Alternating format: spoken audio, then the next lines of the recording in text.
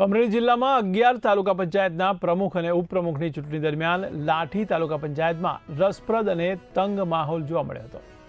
તો પ્રમુખ પદના દાવેદાર રમીલા પુનતિયા સભાખંડમાં મોડા પહોંચતા પરિસ્થિતિ ગરમાઈ ગઈ હતી. દરમિયાન કોંગ્રેસ નેતા જેની ઠુમર દ્વારા મુદ્દો ઉઠાવવામાં આવતા વાતાવરણ વધુ તણાવપૂર્ણ બન્યું હતું. તો ચૂંટણી અધિકારીએ નિયમો મુજબ કાર્યવાહી કરતા અંતે પ્રક્રિયા આગળ વધી હતી.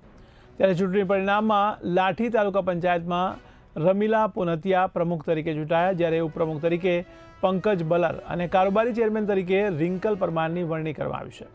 સમગ્ર ઘટનાને લઈને જિલ્લામાં રાજકીય ગરમાવો જોવા મળી રહ્યો છે. રમીલાબેનને ભારતીય જનતા પાર્ટી દ્વારા પ્રમુખ માટેના અમારા દાવેદાર હતા અને અત્યારે જ પ્રમુખ તરીકે ડિક્લેર થઈ ગયા છે.